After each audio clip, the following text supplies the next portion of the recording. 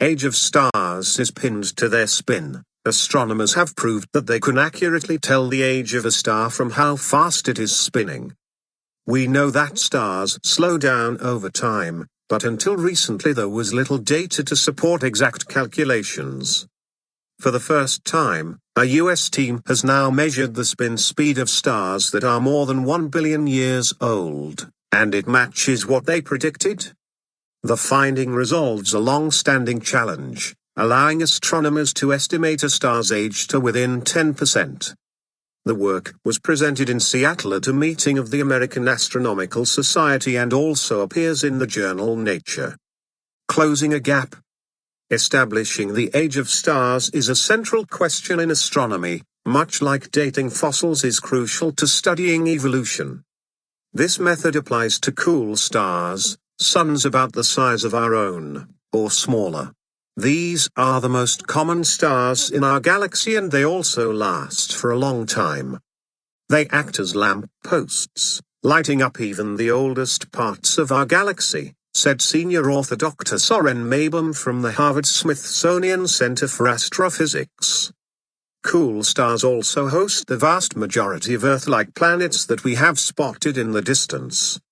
Most properties of a star like ours, like its size, mass, brightness and temperature, stay about the same throughout most of its life. A young star. It is relatively easy to tell the age of young stars because they have large sunspots. This makes figuring out a star's age decidedly tricky. The solution of measuring spin was first proposed in the 1970s and was dubbed gyrochronology in 2003. A cool star spins very fast when it's young, but just like a top on a table it gets slower and slower as the star grows older, Dr. Mabum said. But it is difficult to see a star spinning. Astronomers use sunspots, traveling across the surface, and these only dim its brightness by much less than 1%. Old stars are particularly problematic, because they have fewer and smaller spots. Dr. Mabum's team used images from the very sensitive Kepler Space Telescope, which has been trailing Earth around the Sun since 2009. They managed to measure spin speeds for 30 stars in a specific cluster known to be 2.5 billion years old. This cluster, known as NGC 6819, plugs what Dr. Mabum called a 4 billion year gap in our knowledge of stellar spin. Half-built clock. Before the Kepler mission, we only had data from very cool stars in very young clusters, all less than 0.6 billion years old and all spinning fairly fast, about once a week.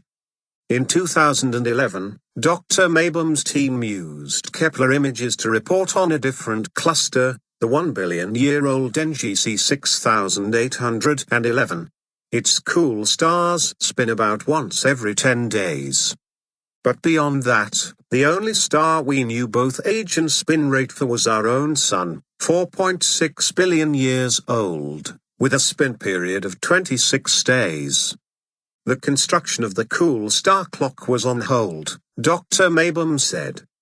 Now, the clock is looking good.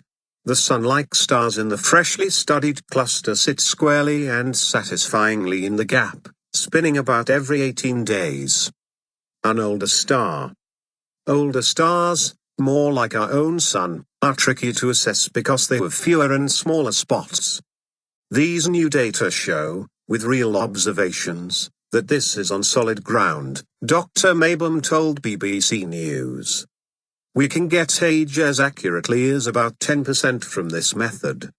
He added that this is a big improvement on some other methods for guessing stars' age, where the margin of error for cool stars can reach 100%.